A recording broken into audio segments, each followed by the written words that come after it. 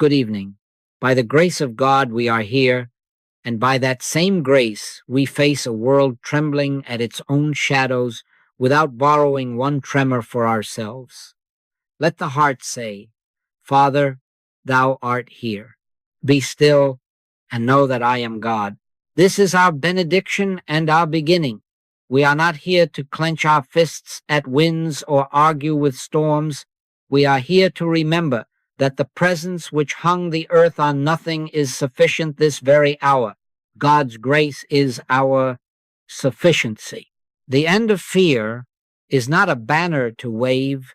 It is a way to walk, a method and a realization, immediate, practical, now.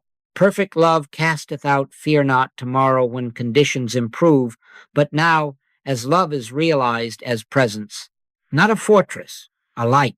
When the lamp is lit, darkness does not negotiate. It yields because it has no substance. So with fear. Fear is noise without voice unless you lend it your ear, your assent, your power. Our posture tonight is gentle and firm. We will not take sides. We will take responsibility for consciousness. This is not a work of attributing righteousness to capital or to labor, to medicine or to its critics. We will not sharpen the weapons of argument. We will lift the sword of the Spirit. Turn to the Spirit for everything. In Him we live and move and have our being. There is only one power. Here is the paradox that is not a paradox at all, once felt within. Fear ends, not by wrestling it to the ground, but by refusing to feed it. Withdraw your assent, and it withers. Smile at it, yes, smile, and its mask falls. Thou couldst have no power at all against me, except it were given thee from above. When you stop paying fear's bills with your belief, its shop closes. No fight, no drama, a simple ceasing to agree. Let this be the working premise of our hour. Fear ends the moment you stop lending it your power. Whisper it within until it settles as breath, not by might nor by power, but by my spirit, saith the Lord. From this stillness, action becomes intelligent and timely, free of panic, free of haste. Grace moves as quiet adequacy, and we rest from strife even as we do what is to be done before remedy, diagnosis. We shall look at fear as it is a universal suggestion, impersonal, without authority. Fear grips the world, but it is not your fear. We will name it without bowing to it, see it without serving it, and in seeing rightly, we will watch it dissolve. By grace, we begin. Look out upon the horizon of this hour, and you will hear one drumbeat repeated under many names. In the hospital corridor with its monitors and murmurs, fear. In the marketplace with its blinking numbers and anxious forecasts, fear. In the council chamber where policies compete and tempers sharpen fear. At the kitchen table where bills pile and children's futures are calculated with furrowed brows, fear. Fear in bodies, fear in economies, fear in politics, fear in homes, fear, fear, fear. It strides across headlines, and it whispers in the midnight soul. From one end of the world to the other, fear appears to govern the narrative. But hear this with a still heart. Fear grips the world, and yet it is not yours. Who told thee that thou wast naked?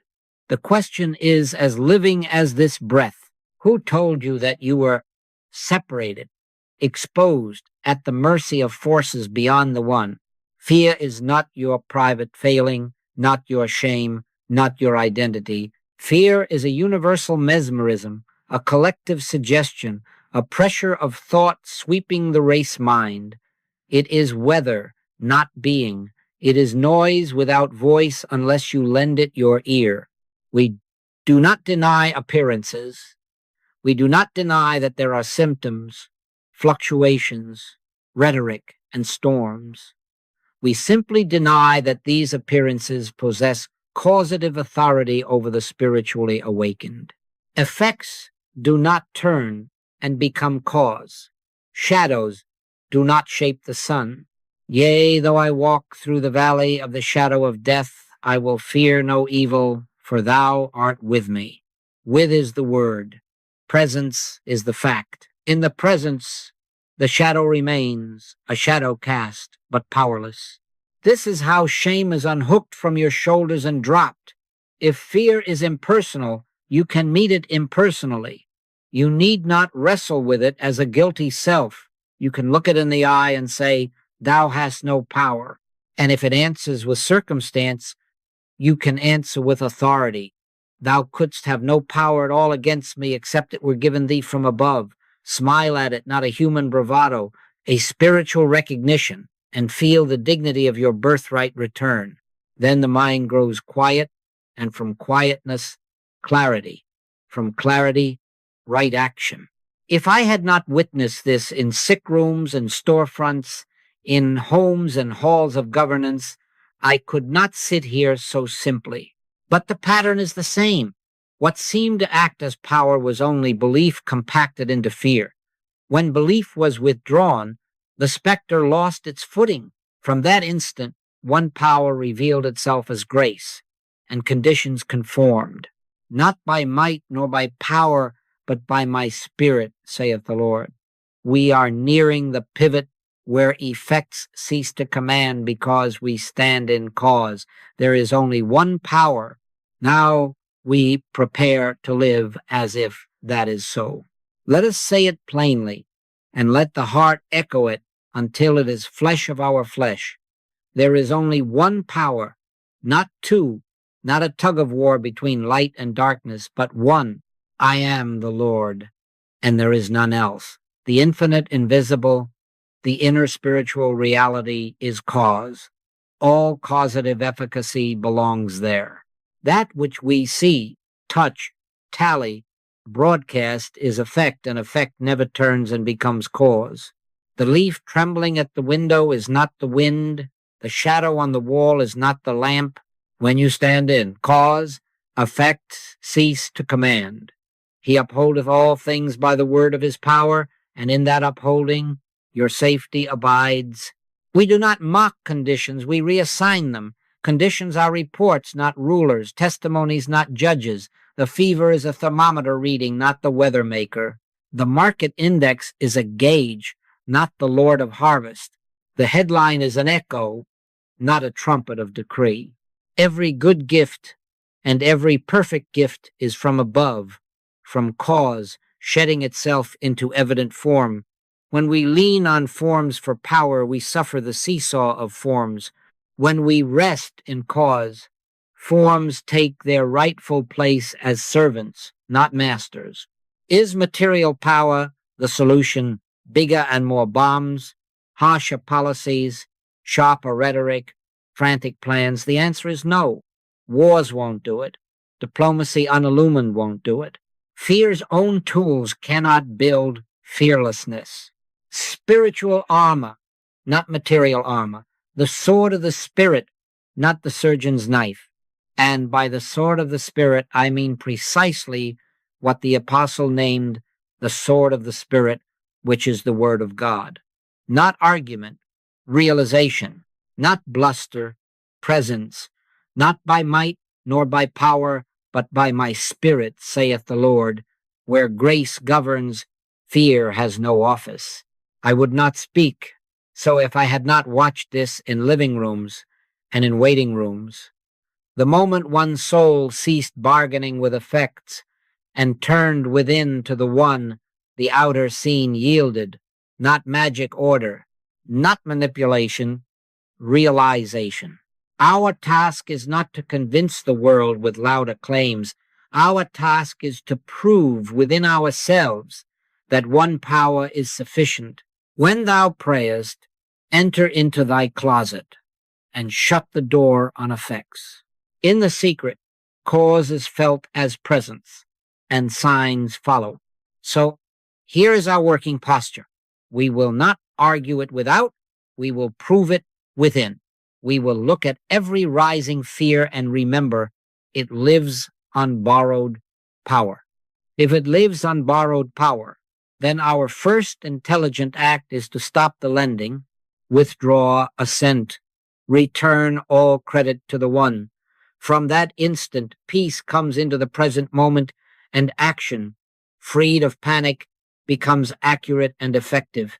We turn now, step by step, to the simple art of ceasing to pay fear's bills, that cause may be cause in us.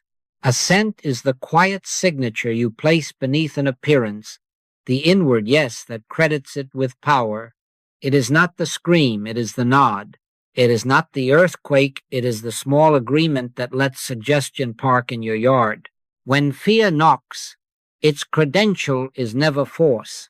Its credential is your assent. Withdraw that credential, and the visitor cannot enter. Fear is a universal suggestion, yes, but suggestion requires acceptance to operate. Refuse acceptance, and it stops at the threshold. This is not denial of facts, this is refusal to award them causation. There is only one power. How do we refuse? Practice the pause. In the first breath of fear, before the mind rushes to conclusions, be still. Do not decide. Do not label. Do not forecast. Stand still and see the salvation of the Lord. The first holy skill is to stop the inner pen from signing the contract. Put the pen down. Breathe once as one who is not at the mercy of anything seen or heard. The pause is not passivity, it is authority returning to cause. In that pause, speak within, not loudly, but as one addressing a rumor. Thou hast no power out of nothingness, appearing to be something. Thou couldst have no power at all against me, except it were given thee from above. Let the words be more than syllables. Let them be recognition. You are not trying to hypnotize a condition. You are waking from a hypnosis. The spell is broken not by contest, but by clarity. Name it what it is, suggestion. Then withdraw your yes.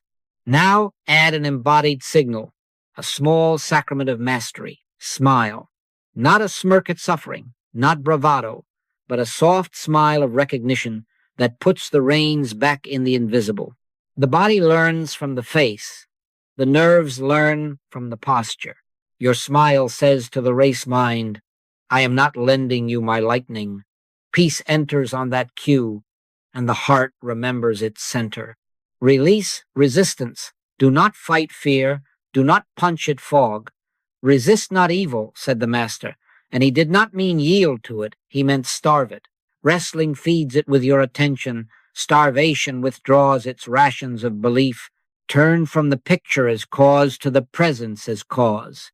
Spiritual armor, not material armor, not argument, realization. In quietness and confidence shall be your strength, and immediately bridge to reliance. Having withdrawn assent from effects, rest your weight in the invisible that actually governs. Underneath are the everlasting arms. Trust in the Lord with all thine heart. Lean not unto thine own understanding. Breathe again, and feel the government shift from panic to presence. From that instant, fear has no office, and the peace that keeps the heart becomes the wisdom that guides the hand. Then action is simple, timely, effective, because its energy is grace. Now the art is simple, and it is lifelong. Make a conscious transition from dependence on what can be counted, photographed, charted, to reliance on what can be felt, known, and trusted, though it cannot be seen. He hangeth the earth on nothing, and it does not fall. So also with you. The unseen undergirding is more solid than the scaffolding of appearances. When you withdraw assent from effects, you are free to lean upon. There is only one power. This is not poetry, this is practice. Take the weight off the visible. Rest it in the invisible. Live through the Spirit now. Turn to the Spirit for everything. React only to the Spirit. And I do not mean human love, nor mere trust in each other, good as those are in their sphere. I mean the sensed presence, the Christ within that steadies and guides. My peace I give unto you, not as the world giveth, give I unto you. How is that peace known?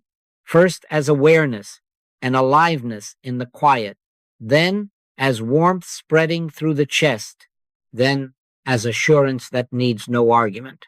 These are the first fruits of reliance, the evidence of things not seen. Train with small obediences. Before a call, turn within. Father, thou art the life of this conversation. Speak thyself. Before a meal, thou art the bread, the supply, the giver, and the gift. Before a decision, acknowledge him in all thy ways, and he shall direct thy paths. 30 seconds, 3 breaths, a smile that returns the reins to the invisible. Do this in doorways, in elevators, in parking lots. Do it between sentences. These micro-turns relocate trust, and with each turn the heart proves its center. As reliance settles, outcomes shift without strain. Paths straighten of themselves. The meeting that promised conflict softens. The child wakes without the nightmare. The figures reconcile after you stop forcing them. The traffic opens as if a hand waved it through. Not magic order. Seek ye first the kingdom of God and his righteousness, and all these things shall be added unto you. Added, not seized. Followed, not forced.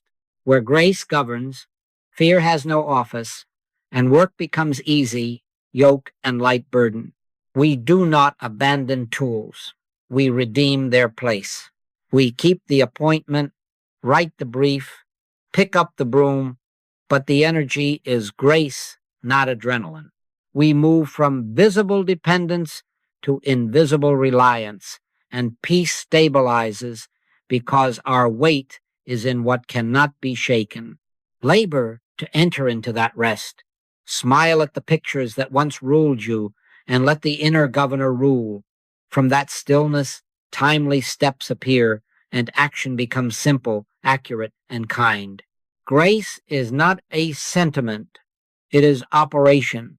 God's grace is the unearned action of the infinite through and as us to its successful conclusion. My grace is sufficient for thee.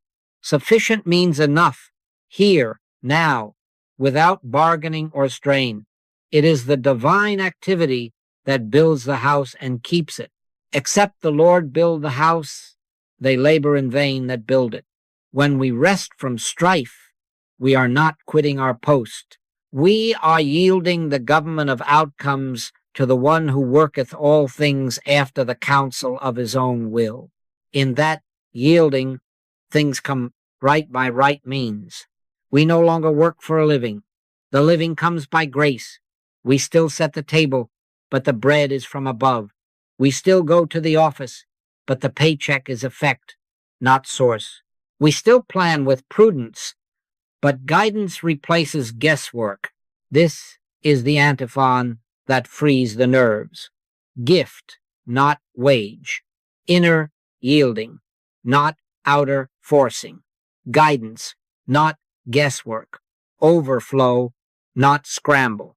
It is God which worketh in you both to will and to do of his good pleasure. Our part is receptivity, attentive, obedient, expectant. His part is sufficiency. Understand this about fear. Grace and fear do not co-govern. Where grace is recognized as cause, fear is unemployed. It has no desk, no badge, no brief. Be careful for nothing. Not because nothing matters, but because the government is upon his shoulder. Anxiety is the noise of an orphaned universe. Grace is the hush of sonship. When you take your hands off the throttle of outcomes and place them open upon your lap, the current of grace carries the craft. Then peace enters the present moment, and action emerges without panic. He maketh me to lie down in green pastures. He restoreth my soul. restoration first, then right paths. Set your expectation accordingly.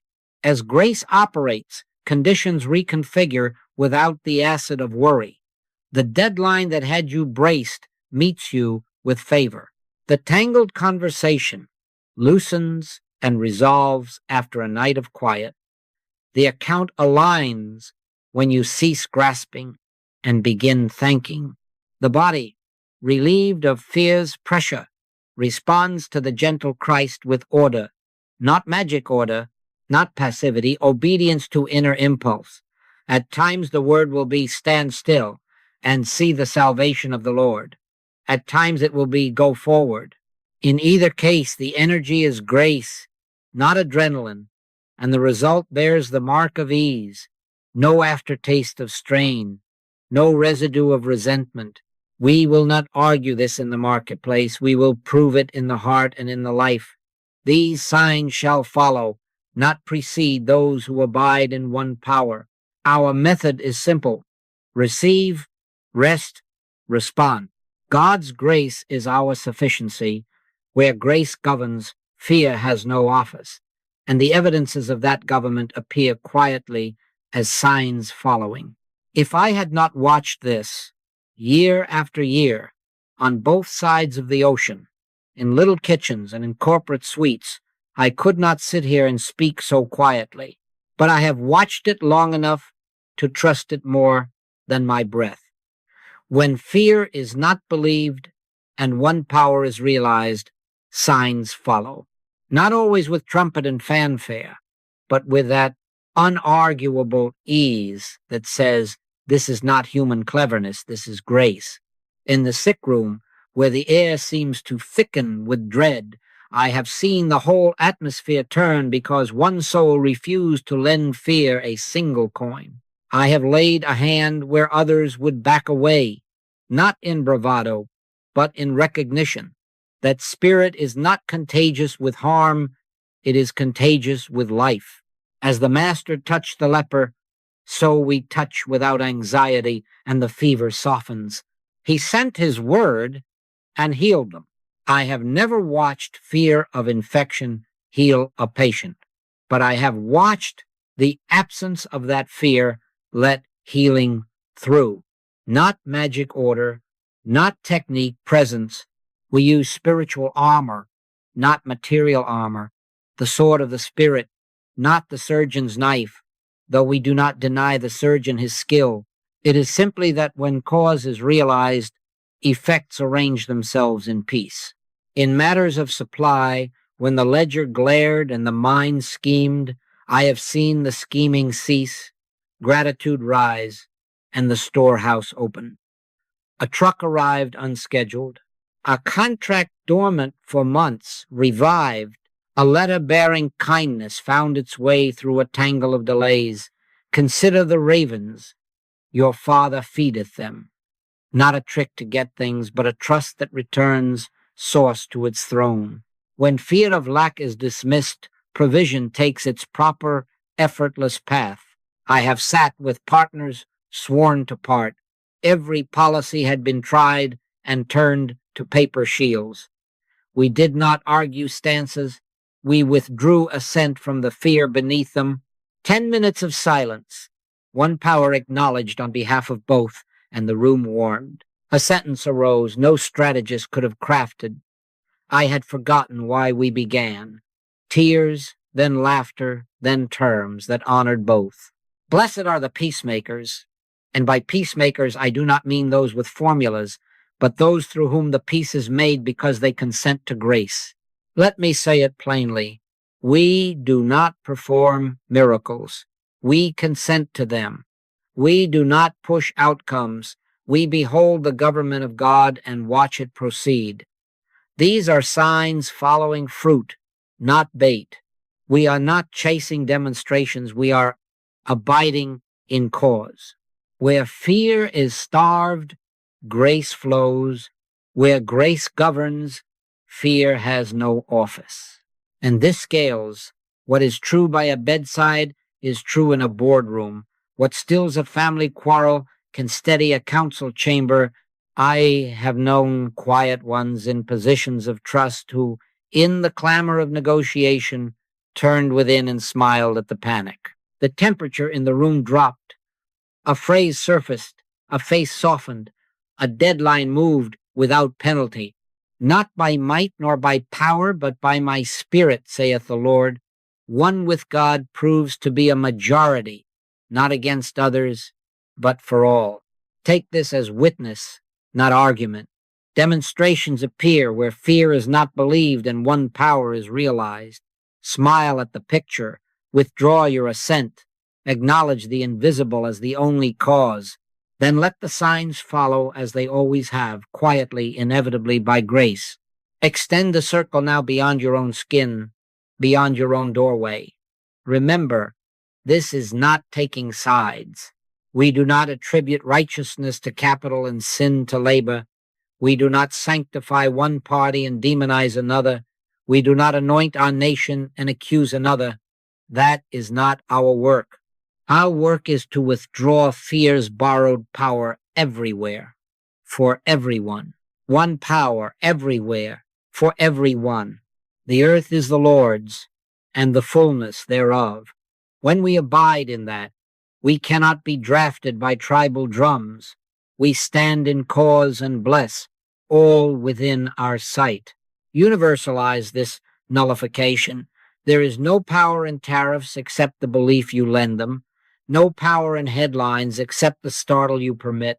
No power in borders, lines on a map, except the fear thoughts that patrol them. No power in threats, however loud, except the consent of panic in the hearer. Effects do not become cause. Words on paper are not law to spirit. Steel and ink, banners and broadcasts, reports, not rulers. He maketh wars to cease unto the end of the earth. Smile at the map, smile at the ticker, smile at the megaphone. Thou hast no power out of nothingness, appearing to be something. There is only one power. Practice this with your news. Each story is an invitation, not to argue in the comment box, but to retire inward and know one power where panic reports many. Pause between the headline and your heartbeat. Enter thy closet for 10 seconds and say within, Father, thou art the life of all involved. Thy peace governs this scene. Bless them that curse you. Pray for them which despitefully use you. Not words for the camera, realization in the secret.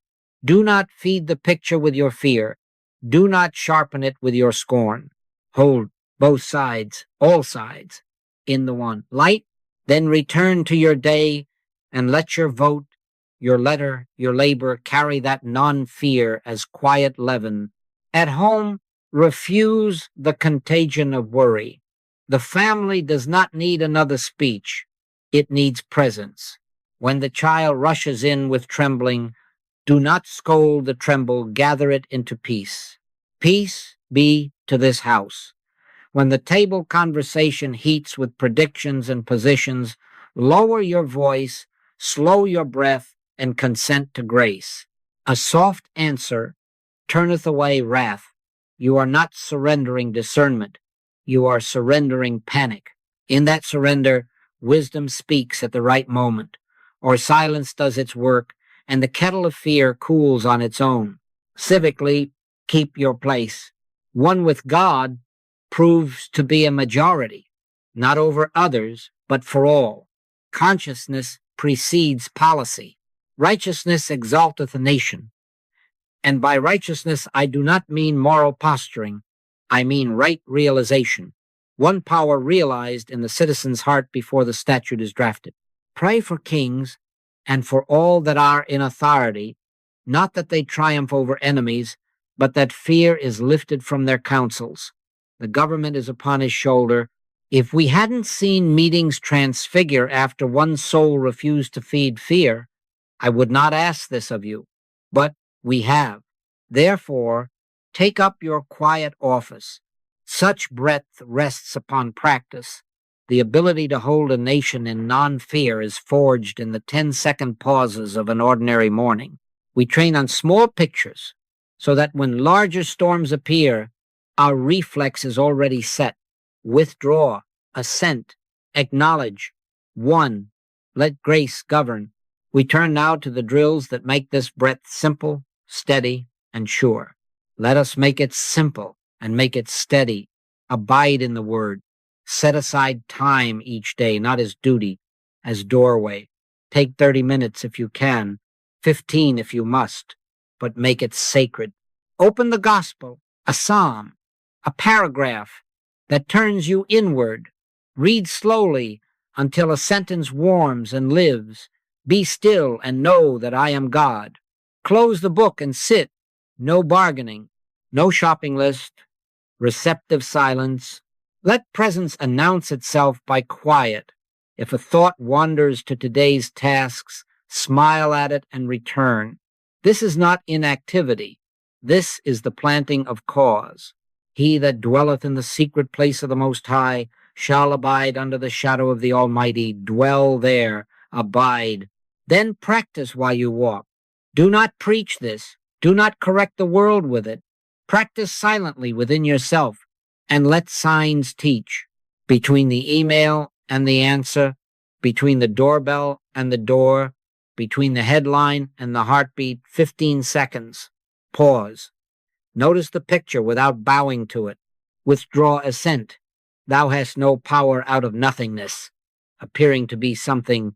Rest in presence. One power only. Finish with the embodied cue of a gentle smile. Then proceed. Short, secret, sure. Pray without ceasing, not in words that tire the lips, but in turns that keep the reins in God. Keep 3 working phrases ready as tools on your belt, not to hypnotize conditions, but to wake from hypnosis. One power only. Thou hast no power. God's grace is my sufficiency. Whisper them as recognition, not as charms. When the body startles, smile and say within, peace, be still. When the budget glares, one power only. When the phone carries heat, God's grace is my sufficiency. The words are doors. Step through them into awareness. Let your day be ribbed with these drills. Morning abiding sets the tone. Midday pauses keep the tone. Evening gratitude seals the tone. Before sleep, review the day without scolding. Where did fear tug? Where did you withdraw assent? Note it, bless it, rest. I will both lay me down in peace and sleep, for thou, Lord, only makest me dwell in safety. For 30 days, run an experiment. Keep a small journal, date, trigger, phrase used, relief noticed. Do not grade yourself, simply witness. Here the throat tightened. I paused, smiled, said one power only, and the call softened. Here the news spiked. I withdrew assent, rested in presence, and clarity returned. You will see patterns. You will trust the method. Prove me now herewith, saith the Lord. This is how reflex is trained. Consistent, silent drills that stop feeding fear and rest consciousness in the one. From then on, it isn't difficult because habit serves grace, and grace governs. When fear seems to return, and it will appear to, as wind returns to stir the sea, do not write tragedy over your practice. Remember the parable of the sower. Some seed fell by the way, and the birds devoured it. Some sprang up on rocky ground and withered for lack of root. Some was choked among thorns, and some fell into good ground and brought forth 30, 60, 100-fold. This is not a judgment on the seed. The seed is sound. It is a picture of receptivity. At 1 hour, the inner soil is barren with fatigue. At another, rocky with opinions. At another, thorny with cares and the deceitfulness of appearances. Then, after quiet tending, it is loam, soft, watered, receptive. He that hath ears to hear, let him hear. What explains uneven results? Not a fickle grace, a varied soil. So we tend the soil. We pull the thorns of bargaining with God. If this symptom leaves, I will be faithful. Grace is not wages, it is gift. We break up the rocky ground of rushing the process. How long, O Lord? First the blade, then the ear. After that, the full corn in the ear. We stop staring at symptoms as if they could crown or dethrone God. Effects are reports, not rulers. We refuse the hobby of arguing with people, for the quarrel is not with flesh and blood. Spiritual armor, not material armor. The sword of the Spirit, not the surgeon's knife. These are the common pitfalls. We correct them, not with condemnation, but with return. Return to the pause. Return to the presence. Be still and know that I am God. If the heart has slipped into fear, do not scold it. Neither do I condemn thee. Lay down the inner whip. Smile, a small sacramental smile, and say within, thou hast no power out of nothingness. Appearing to be something, there is only one power. Breathe once as one under the everlasting arms. In that instant, you have ceased feeding the mirage. You have turned from effects to cause.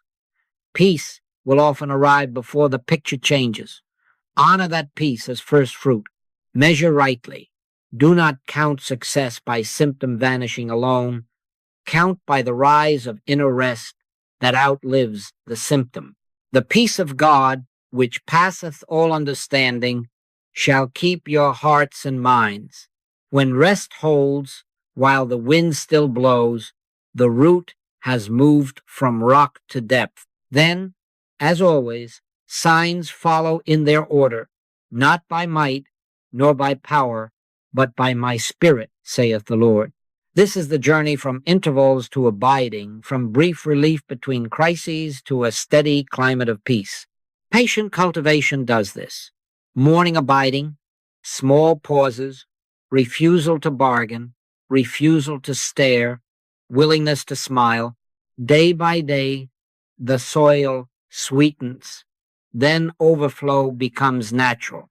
Stabilized peace does not stay at home. It invisibly shelters rooms you enter and streets you walk.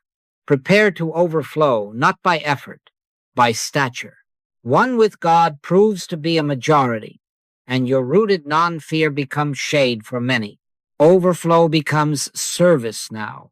You realize non-fear is not a private luxury, it is shelter. One with God proves to be a majority, never over persons, always for all within your radius. When you walk in, the temperature drops. When you sit down, the storm remembers a shore. Not charisma or style, but presence recognize the one power so steadily acknowledged in you that others borrow your quiet without knowing why.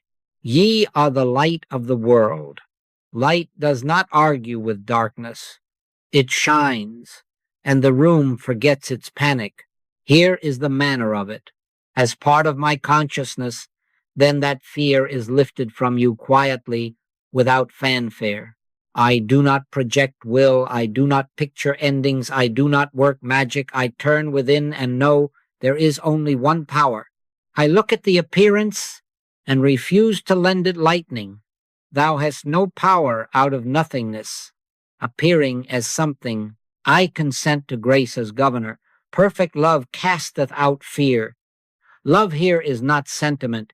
It is recognition of the one already governing. Then widen the circle. Bring your household into that light, the worried teenager, the tired partner.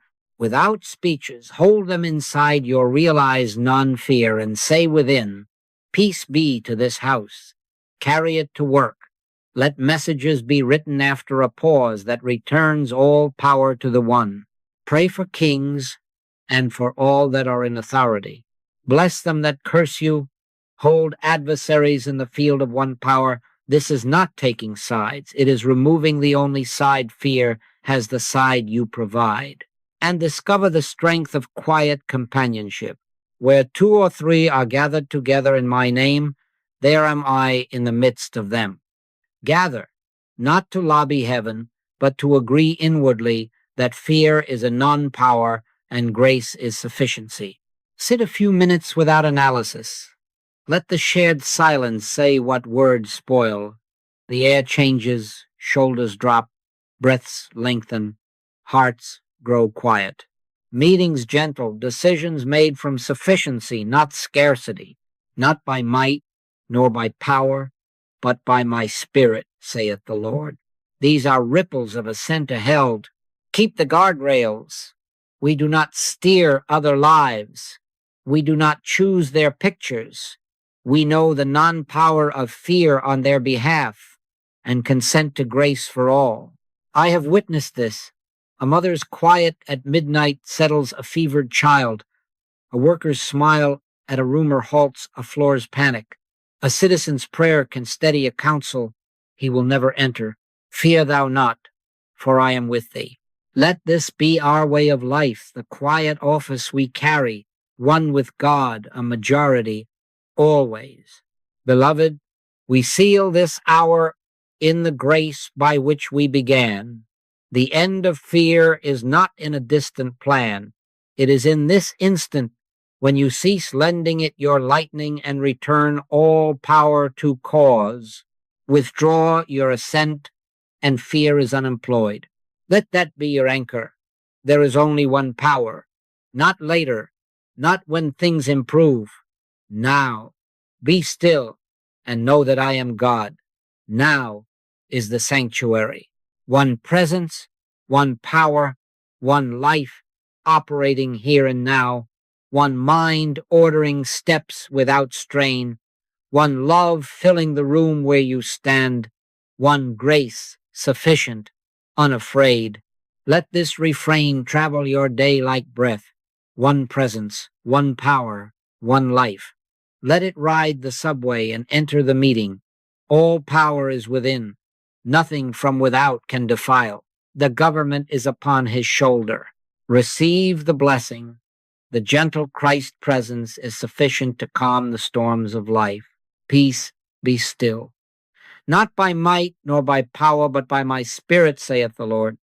He maketh me to lie down in green pastures. He restoreth my soul. Underneath are the everlasting arms. I have watched this in sick rooms and cities. Therefore I speak quietly. Therefore I say with assurance, fear has no office where grace is governor, and grace governs here. Take the charge. Live through the Spirit now. Turn to the Spirit for everything. React only to the Spirit. Let God's grace be your sufficiency in all things. Keep the pause, the smile, the inner word. One power only. Do not wait for calmer seas to begin. Beginning calms the sea. Step from chair to doorway to street, with reins return to the invisible. Acknowledge him in all thy ways, and he shall direct thy paths. Now, in the next breath, return all power to the one. In the next call, let grace answer first. In the next headline, pause, withdraw assent, and know thou hast no power out of nothingness, appearing to be something. Move on. Let hands do the ordinary, while heart abides in the holy. You will find that peace arrives before solutions, and solutions follow peace. These signs shall follow. Smile at the picture. The one is here, and you are safe. So I bless you. The Lord bless thee and keep thee. The Lord make his face shine upon thee, and give thee peace. Go in this peace, not as crusaders, but as quiet lights. Carry your realized non-fear into kitchens and corridors and councils. Pray without ceasing, not as many words, but as many returns to one. One presence, one power, one life, one with God a majority. And now, beloved, the end of fear is now. Amen.